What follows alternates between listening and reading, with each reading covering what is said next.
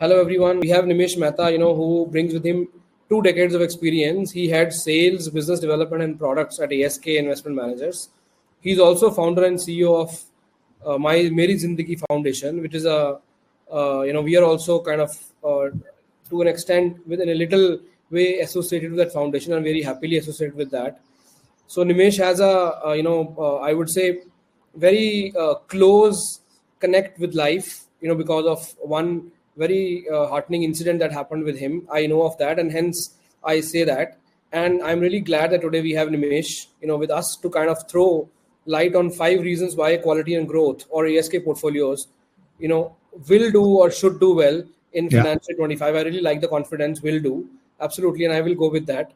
Let's hear it out from Nimesh in the first half. And then, we have a lot of questions given to us by our clients who are invested in ASK portfolios. ASK is, one which had started and pioneered the space of PMSs way back in 2002 and has built a lot of wealth in last 2 decades for a lot of clients.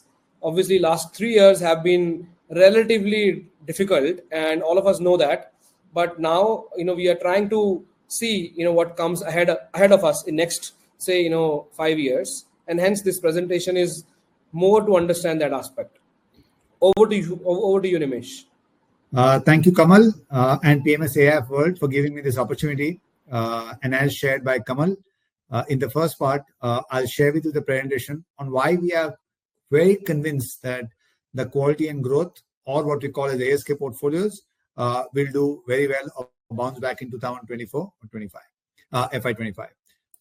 These 5 reasons are not in the order of priority. They are presented here only numerically. And the first, reason, again, not numerically, what I pointed out is the rate cuts in 2024. Can you just confirm to me, one of you, you can see the slides now, Kamal? Or anyone can just... Yes, absolutely. We can see everything. Perfectly. Okay, perfect. So cool. Now, we at ASK believe that we have seen the peak of interest rates and maybe the peak of inflation as well. Inflation could be stubborn and may take some time in some developed economies to come down, but we believe they are headed downwards, and so has been the interest rates. The Fed's own statement suggests that they will do 3 rate cuts in 2024 in the second half. We at ASK believe RBI will take independent decisions if needed and not wait for Fed to take action. We have seen India take this decisions independently with regards to oil, with regards to whatever it takes for the country to grow, it does there. And in my experience of 20 years, what I have seen is that interest rates go up in an escalator, but come down in an elevator. And the beauty of equity markets, it's built up things much, much faster than when the actual interest rates will come down. So what does happen when the the Fed cuts rates or any central bank start cutting rate? Foreign investor will start to look outside, deploy money outside of the USA. And to us, India is one of the sweetest spot to get a larger chunk of money. And the inflows, which looked very poor in the last few years because of the interest rates rise hike in the country, in US, we've seen FIs have taken a lot of money. Their peak holding into country, which was about 22%, has come down to the lowest decadal at 16%. But we believe that we will cross even 22% as we move forward in the next couple of years of time, because barrage or flood of money which will come in. Now, if you come to the right-hand side, it shows that the weightage of India in the MSCI index has moved up 10% from 8% to 18.2%, and China has slipped from 30 to 25%. Now, why this is important to note and why I'm sharing this, because whenever FI comes into the country, they generally come into and they look at one variable or one matrix, which is the MSCI country index, MSCI sector index, MSCI stock index. And in recent time, what we've seen is there's a iShare or a BlackRock emerging market index ETF, which is ex-China, has risen up to $11 billion. India's weightage in a emerging weightage ex-China index is about 25%. So every money that comes into this index, you will get to receive almost 25% money. Now, just look at the numbers that come into that. Global passive funds today hold $121 billion of Chinese stocks, and they are incrementally looking to reduce their weightage, if only in the next year or two, 20% of this passive investor reallocate this money into emerging markets, the China, you will receive $5 to $6 billion of money which will come in there. If it couples with the election result, which will happen in 2 months' time, I think again. Now, why I'm sharing this, what I did deep dive into further. Now, how will this number look like? Now, in the MSCI index, I zoomed down to 88% of the money is to the large cap and only 11.9% to the mid cap. Now, it again tells us that when it also tells us the reason that why large caps are underperformed and why mid and small have done, because mid and small have got a lot of money from the domestic. Now, let's look at this number, which is very interesting. What are the top 5 sectors in the MSCI index, which is financials, consumption, technology, telecom, healthcare, and engineering, which almost adds up to 70-80% of the money. And if you were to look at the IP, which is one of the flagship portfolio, it talks almost similar or slightly higher, because in healthcare has higher weightage, similar weightage of money which will come into the India through the sector. So the sectors which will get benefited are the sectors we are beautifully positioned to get benefit out of there. The second thing which happens in the case of when the Fed cuts rate, there's a reduction in the cost of equity or reduction in the cost of capital. Now, rates have a direct bearing on the reduction of cost of capital, which is used for simplification for investors are there, which is used in discounted cash flow method of valuing the business. Now, as the cost of equity reduces, the fair value of the growth company significantly rises. So let's take a live example. Let's not make it a theoretical session. A fall of 100 basis point in cost of equity, we just look at here, which is 100. Fall of 100 rupees, it increases the fair value to 155 from 118 to 155. So what we've done here is a low stock growth, which is growth at 3%, a base case 5%. This is in terms of from a decadal growth. High growth, which grows at 7% for a decade period of time. The value when 100 basis point, which is 12.5%, reduces to 11.5%, the value of our share high growth business increases to 155, which is 30% rise in valuation. And it rises not just for high growth company, but even for a 3% share, it moves up, but it grows up by 20%. And when it keeps going downwards, as you see, it almost doubles in terms of if there is a 200 basis point reduction in the cost of capital, you actually see a significantly high rise into high growth companies. Now, this looks theoretical. So I said, let me make it simpler for the investor to understand.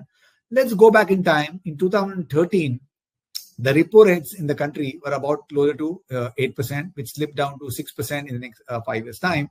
Let's see how has been the stocks response, which are high growing consumer financial company. So look at Bajaj Finance. In the last, that 5-year period of time, when we've seen repo rates come down, we've seen 65% CAGR growth into, so a crore invested in Bajaj Finance grown to 12.5 crores. So high growing companies really go significantly rise in the period of time when the interest rate. Look at consumer durable company like Havells. That itself has grown 33%. So 1 rupee is about 4 rupee, 4 times has grown in terms of in that phase of a stable macro condition and lower interest rates. Now, I'm always the one who likes to keep discovering, keep trying. So I put IP. Okay, while I've been a owner of the IP, but when I look back and see how has been the growth in that period of time, it shows that IP that period of time has grown 26% CAGR when BSE 500. So it's grown at double the time because we have high quality, high growing companies. So we have seen 3 times growth into IP in a period of time when there were stable macro conditions and a period of time when we've seen interest rate cuts happening in that phase. The third piece, again, in not order, small and with the rise in the small and mid caps in the last 1.5 year period of time, I've never seen this data point. I'll tell you what I mean by this data point. Today, we are talking of a small caps, which are at premium to its, a small cap is only last 5.5 years. So it's a premium of 20% to its, 5-year average, because small cap index wasn't there before 2018. So it's about 6-year time. Mid caps is up 40% premium to its last decadal average. Yeah. And look at this data point. For the first time in the last decade, we've seen large caps are at a discount to a 10-year premium, 10-year average of 20.3, which is at 19.4 today, and 1-year forward PV. So this, makes it so very attractive in terms of now. Why does this has happened, and what has happened? This is a very interesting slide. It shows in terms of how what is the contribution of the earnings growth into the indices, and what is the contribution of PE expansion.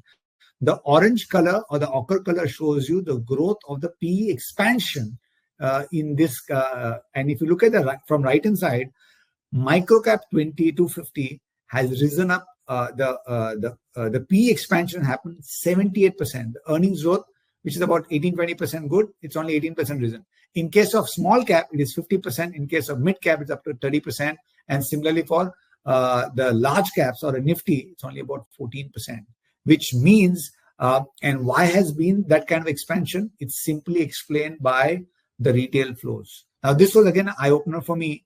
We've seen 103% of the inflows in FY24 has been into small cap funds. Yeah, significantly high. And when I just did some study about in 2019, there are only 21 funds, small cap funds, which rose up to 27 in this year. But the average, which was small cap funds, was about 2,311 crores in 2019, has come to almost rounding of the number from 2,000 to 9,000 crores. And I'm not surprised that one of the large fund houses, which has a small cap fund, it has 225 stocks is actually running an entire index. And look at in terms of skewness of money, which tells you 12% money into large caps, 40% and 103% into large. So this froth was getting built up, and also this froth was getting built up in the previous slide because there was a very low free float companies in the small and micro cap sector, which led only one way it can go. If money keeps flowing into small and micro cap, where there is not enough float available, the only thing can do is expansion into the PE, and that led to this froth. And naturally, it caught the eye of the SEBI, and then SEBI's flagging of the froth led to the asset test, the alert by SEBI for the first time, saying there is a disproportionate amount of growth into the micro cap and a small cap and a mid cap sector, and therefore each of the AMC, many of the AMC have stopped taking money into small cap funds. How this is another very interesting slide to see. See, in the last 10-year period of time, in this NSE 500, this slide talks about the contribution of large, mid, and small. It suggests that when India almost doubled the GDP in the last decade, the contribution of large cap has always been the 70 and 78. You see, 81 and all. So in the range of 78 to 80% has been the contribution of large cap in a time when India doubled its GDP. But for in 2023, that has come to a decadal low of 74%. And the contribution of small and mid cap is close to 20%. All of that has happened and increased to an almost all-time high. In case of, look at the mid-cap contribution, it's come to 17% in the lowest. I mean, it's about 13-14%, and so has been in terms of small cap. Now, what this has done, and this cannot happen in any country. If you believe that the country will grow from a $3.7 trillion to $5, $6, $7 trillion economy, there will be a contribution from large cap. But because of the skewness of return which has happened, and that low float, free float I spoke about in the earlier slide, we've seen large cap contribution, and this aberration has to get corrected, and I believe this will get corrected. But what that has done is created a very significantly attractive proposition for high growth and high quality company, and in this 5 sectors, which is a very large component in the NSE 500. Private bank index today is at the lowest ever P in the 10-year history of time. So it is 17.8 P compared to even 10 years 21, and even 5 year continues to be around that range. Finance businesses similarly 17.6 versus 26% there. And look at any number further. I think only FMCG is there, but look at the Nifty 50 number. So what I'm just trying to tell you about from this one slide is that large cap today is one of the most attractive. And as I saw the data points earlier, it is the first time ever in the decade, it's 5% premium discount to its long-term average. The fourth reason to me, and what we say at ASK, about 2-3 years back, there was a, narrative which had come that value theme will emerge, and it was right. I think we got it wrong. We were late to pick up and understand that the value kind of the public sector themes were started to deliver well, and we couldn't do that. But in what happened in the last 2 years, that the value of those companies have risen up so high now that they have become expensive. And what was a growth company 2.5 years back is become the new value. So in ASK, we say growth is a new value. Now, let me put it simpler. Look at the P of IP on the flagship company was about almost 60 times. It's come down to almost 41.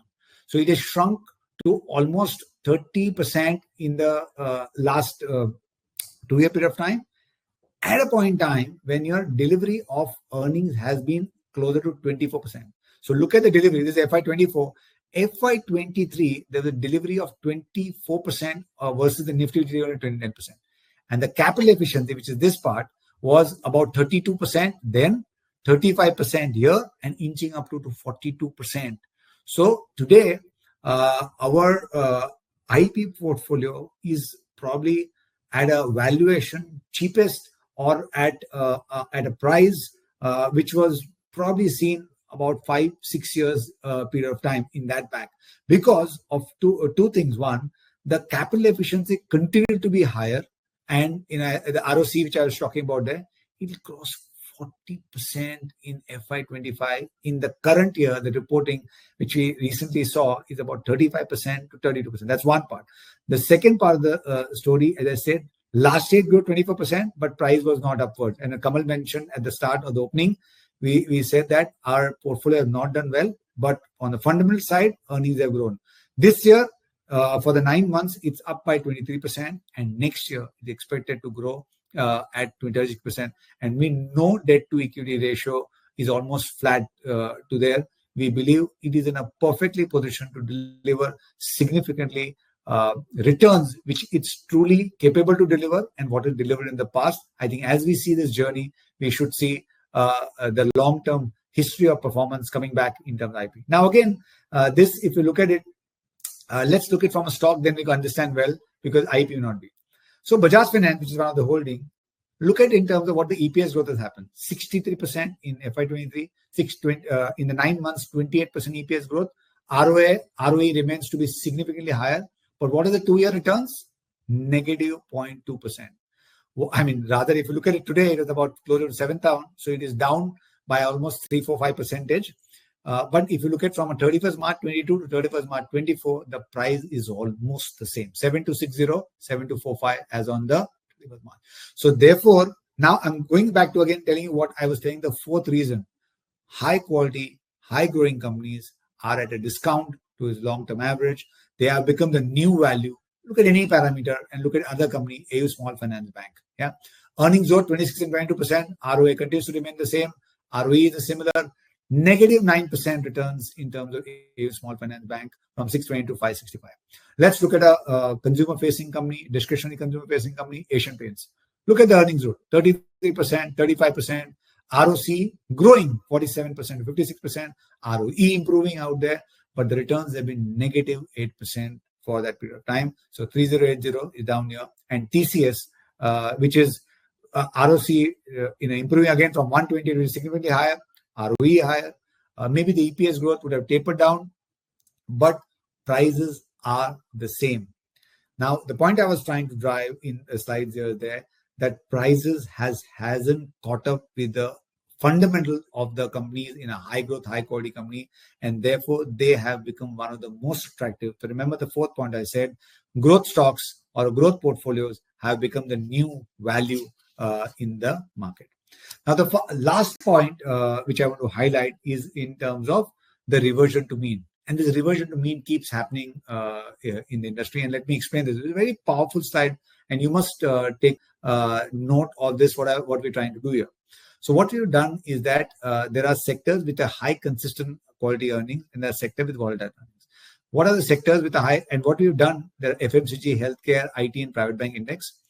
From CY12 to CY23, we have rated them on their individual performance in the BSE 500 and seen how have they done. 1 being the best and 10 being the worst. Yeah. So in this now, let's just zoom down and look into this. How many ones? Let's say FMCG, we have seen that never been in terms of any 10. So FMCG continuous consumption. Only once in the last few years it has gone to 9 or 8. But FMCG continue, and I'll be surprised if that doesn't continue to be in the future as well. Healthcare, we've seen once or twice 9 and 10s, and maybe recent time, but it again bounced back. You've seen we have in the last 1.5 year increased our healthcare weightage to almost 13-14% in most of the portfolios. We're glad that some of them we could benefit out here. But first let's understand what it says. IT index. Largely, once or twice 9s and 10s. Nifty Private Bank Index only in recent time. Look at it in terms of historical. So reversion to mean happened for Private Bank Index, where in the last 2 or 3 year period of time, it saw 10 and 9 in last 3 years, which is where we are underperforming Private Bank Index. We've seen the last 2 or 3 years. Now let's come down to sector with volatile earnings. Now look at ones here in this box, and you will see one you might not see. You might see more 10s, the more darker pinks or red colors out there. The ones have been predominantly in an era of this 16-17 period of time. But if you see in the recent times, what you've seen that this segments, which is the metal index, did phenomenally well. Realty index did well in the last 2-3 year period of time. You've seen utility business do very well, but in a longer term. PSU bank index, 10s, 9s, and in the last 2 years, last year CY22 did 1. And even this year, therefore. Now, very interestingly, with this data point, let's combine and see what has been the 10-year CAGR. Let's go from bottom to up. 2% CAGR for sector with volatile earnings. Yeah. Now, this cannot be wrong, right? When I say reversion to mean, on a 10-year basis, PSU has delivered 2% CAGR. Last 2 years, they've delivered almost double or triple the returns. So, but still, PSU index, bank index ranks 10th in the rating of the sectors within the NSE 500. Then comes reality index 5%, 8%, 7%, all of a single digit, and none of them qualify into the first 4. The first 4 in terms of performance comes to be IT index, private bank index, healthcare index, and FMG index in that order of 10-year CAGR. And look at the compounding of returns has been in terms of higher double digit. So what we believe is that, and why I need to share this slide across, because people have started to believe that high momentum, speed, which is what the title of Kamal came out, is going to continue to deliver. We always have a recency bias in our mind, and we believe that if small caps are doing well, then in terms of continue to do well, let's keep pumping more and more money. And my learning has been of creating wealth. And I must say that being a good student of finance, and continuous learning, I've realized every time you should overtake or control your recency bias and see where are the opportunities in places where fundamentals are improving, and investing into investing in places where temporarily there has been some reason that prices have not moved. So to us, again, I'm looking at in terms of IEP portfolio. Sorry, I'm going back to IEP because that's the largest single portfolio in the country with almost 18,000-20,000 kind of AUM there. Look at the weightage in that. What I talked to you about the top 4 or 5 sectors, okay, which are high quality, high consistent earnings. And today we call telecom has started to move up because now we can going to see a telecom sector deliver a consistently long period earnings, and therefore our weightage are improved. But if you add this up, this 4 sector, then it adds up to 80% of our portfolio is in this high quality, high consistent earnings high growth earnings portfolio. And why do I say reversion to mean that it cannot continue? If you look at a 10-year track record, it has seen that in a 2-year period of time it didn't do well, but again came back and delivered. Now this is nothing to do with IEP portfolio. This is nothing to do with any stocks. This is to do the character of the sectors. The character of the sectors where ROC, you look at IT, healthcare, all the businesses, FMCG, they have a high character of capital efficiency, and therefore their earnings, which will start to, earnings also delivered, but when that reversion to mean will happen, we will see some exponential growth in our kind of portfolio. So let me sum up and then take questions through Kamal. The 5 reasons, again, I'm saying not in the order of priority.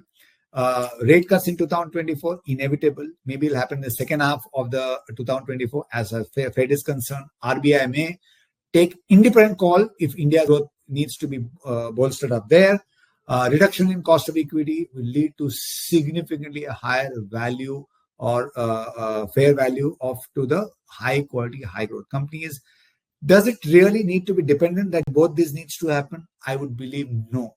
If this happens, it does really help catapult or grow much faster.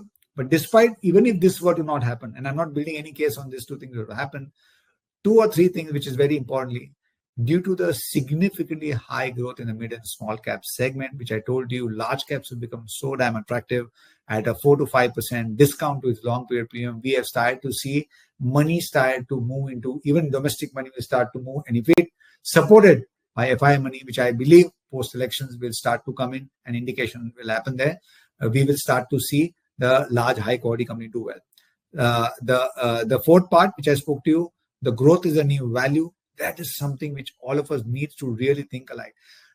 Let's be independently. Forget if you don't have any money invested out there. You want to invest in the next 3 to 5 years. Where will you invest? And you need to ask this independently yourself, that where will you put your money? Will you go out and put money into, again, which has risen up significantly, utility, commodities, metals, reality, indexes, or you would want to put your money into where fundamentals have improved, fundamentals have been continuously good, the price has not moved out there, and therefore these are the last 3 slides are in a way 3 points are interconnected. We believe reversion to mean will happen, and reversion to mean will happen. I'm sticking my neck out and telling the reversion to mean will happen in 2024, and what our capability or what we have promised has been there, or what we have delivered. You have our trust in ASK portfolios.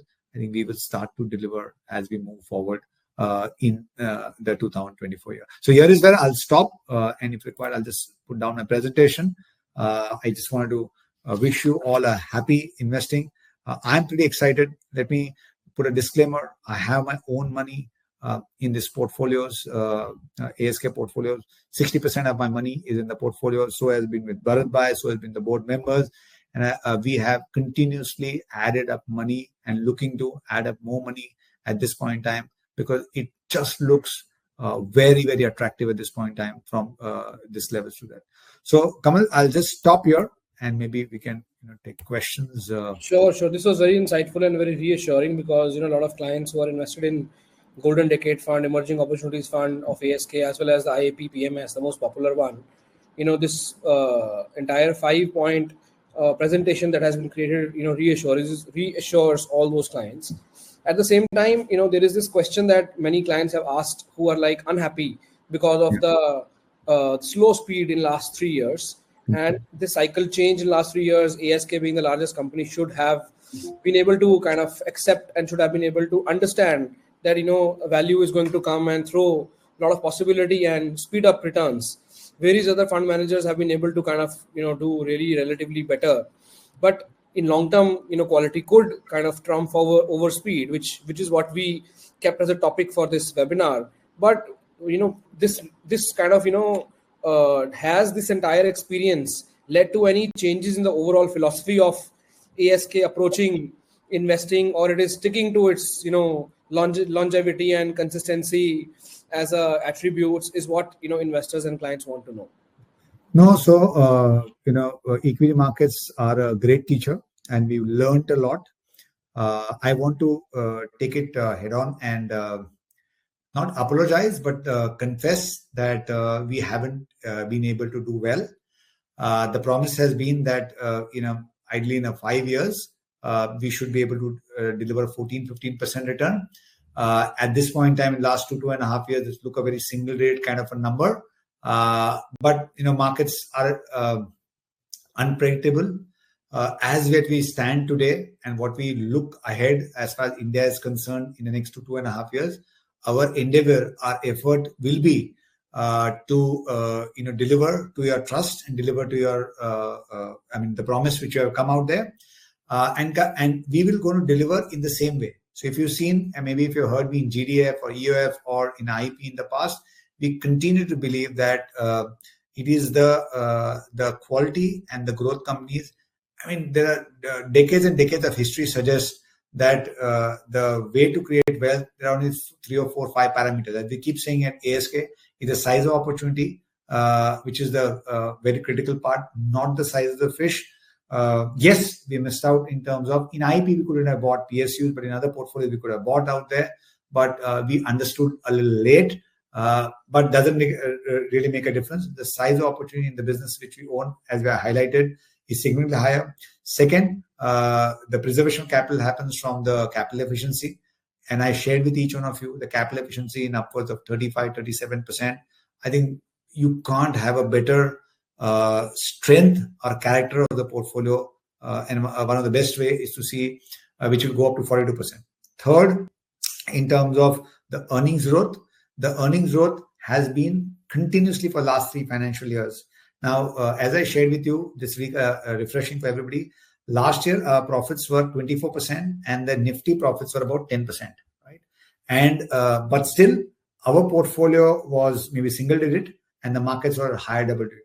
So there is clearly a gap getting created between our portfolio and the market, and we believe that gap which will get bridged in the coming year. And the last part is the valuation parameter. And I explained to you how the valuation of IP, how the valuation of Bajaj Finance or TCS or Asian Paints have become very, very attractive. So to answer Kamal's question, we are very confident that this style of investing has delivered for 23 long years. Just want to correct what Kamal said, 2002. We have been doing the same style of investing from 2001 and continues to do it till now. We have seen pockets of time in 2008, 9, 10 period of time. We've seen 2013, 2011, 12, 13 also. Even we saw in the last 2 years of time. We are very confident. We are very agile. While it may look that we have not too much many action, but if you closely observe, there have been 7 to 8 changes which has happened in the portfolio, realigning ourselves to the kind of growth which can happen. And to close my this comment or answer to it, thank you for your faith and assuring you, promising you on behalf of the entire ASKM team that end of 5 years, we should be able to deliver to your promise. I mean, don't hold me exactly 5 years from now, but 5.5 year period of time. At this point in time, it looks like how can it grow 20%? Okay. And the history suggests go back 1.5 year back and you would have not believed that small cap will grow so much, right? So markets has this way of, creating returns. I'm not saying that small cap or mid cap will fall down, but I'm very confident that this part of the portfolio, which is not done well, will really bounce up significantly in the latter half of this year. And as we move forward, we will assure you that we will live up to your promise. Sure, Nimesh. So, the expectation now from ASK's portfolio, is probably 14.5, 15%. Yeah. On long-term basis. Yeah. And I think, from a portfolio which is more delivering in the overall portfolio of client, promise of quality and promise of less inconsistency, ultimately has its own place. But at the same time, we know, over next 5 years, everybody has this faith, I would say, that India's economy in terms of nominal GDP will also be able to deliver 11, 12%. And hence index return would also be closer to 14%. Yeah. So because this is an actively managed strategy where, investors are paying some fees, how and where, is the value add for investors if we set the expectation at same like index fund? No, it's an extremely valid point. But see, we are looking at a point in time where the poorest period of time, okay? And therefore, the question of fees is natural. Anybody will feel that why am I paying 2.5% fees when first of all, we are not even hugging the index. we actually underperformed the index, right? So that's a reality. So, which is what I told you earlier, and in my way of being able to returns, not just our PMS, my own mutual funds also, what we need to do and check. See, one thing I request investor is to drop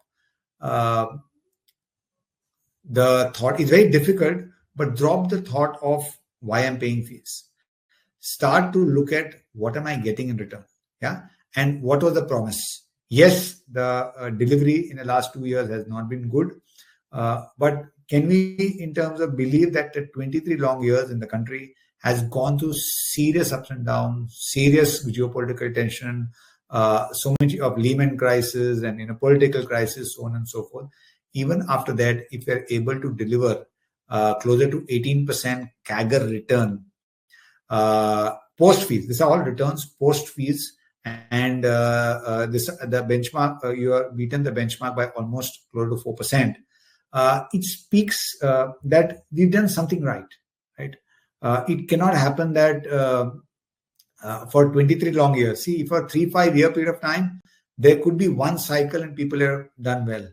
But 23 long years is a very, very long period of time. And therefore, if you're able to deliver in the past with the same style of investing, with the same philosophy of investing, I would urge our investors to show some more patience. I think it was the most testing time. I have seen my mutual fund do better than PMS, let me confess. My own mutual fund, which I own, has done much significantly better than the PMS I own out there. But what I've done, which will help each one of you, if you can possibly plan the goals to each investing. My PMS goal has been very clearly that my daughters, when they'll require in 2020 and 30 a lump sum of money for the higher graduation, I put there. And I have an advantage that over the last 10-year period, my returns have been 18.3%. Post-tax has been close to 18% return in the portfolio. So I may be okay to give some additional period of comfort. But all those who experienced the last 2.5 years, I can only say when Kamal or PMSAI spoke to you and requested you, I'm sure they would have spoken about a journey of 5-year period of time and not in terms of one 2-year period of time. I again can only urge or request each one of you to have that same amount of patience, use volatility, use underperformance to increase your return. There is a slide which I had made earlier. If people who top up in the bad times of a good portfolio has given higher returns. Yeah. So if you're since stock can be easier, Bajaj Finance in the COVID time it dropped, I topped up, further topped up in COVID 1, COVID 2, and the returns have been significantly more than what the Bajaj Finance share has been there. Same as my return, higher than that, is because I've used the volatility, I've used the underperformance of the portfolios to add up money. That decision you'll have to take, and that's a very courageous decision to be taken. It will against all your odds. You will always want to keep putting money.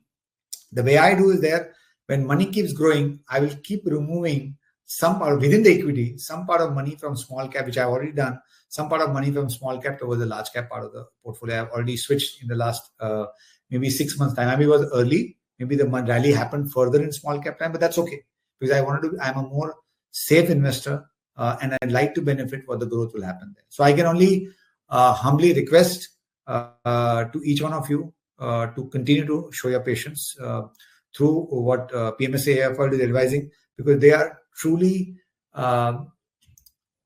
researching and doing advice than more like anything which is doing well.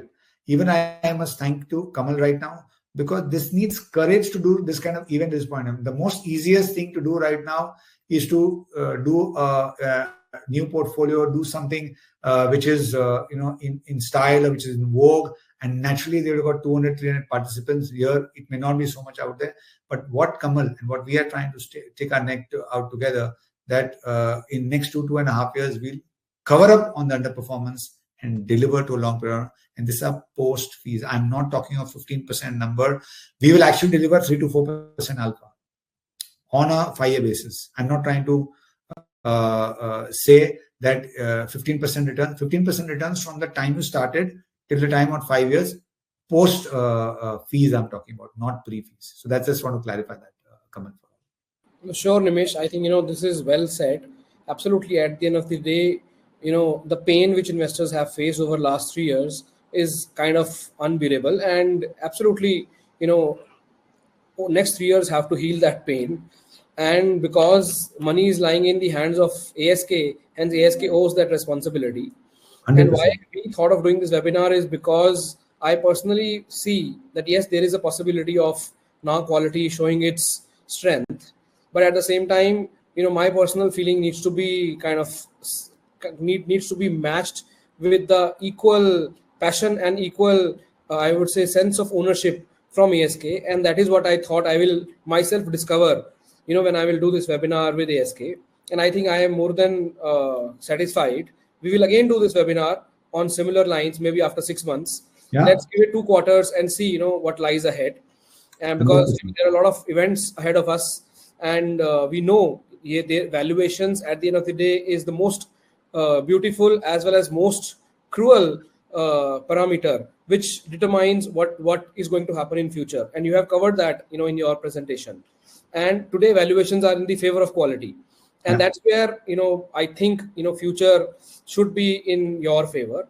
Now, obviously, how you kind of overachieve it is something which is dependent on how the fund managers at ASK are trying to kind of, take full utilization of this conducive time, right? So, and that will kind of help you cover up on the past pain. That's what my, expectation and, humble suggestion on behalf of our clients is to ASK. All the Yeah. best to you, and this has been really enriching session. And I also humbly kind of say to all these clients to have patience. Ultimately, patience is the only thing which delivers best, I would say, returns in longer term. Thank you everyone for joining us today. We will keep doing such webinars as we have been doing, and I thank you, Nimesh, to kind of have acknowledged that we have done this bold webinar. It is more than bold; it is a wise and most timely webinar. And we have initiated it, on our own. And I would like to kind of announce that and say that. Thank you once again. I completely agree that you are the one who's chasing and saying that we should go out and do this webinar. So thank you for giving us the opportunity to share to our investors and trying to repay their trust in by communicating. And as you rightly ended, patience will pay handsome rewards into quality and growth. Thank you so much. Pleasure. Thank you everyone for joining. Thanks. Bye.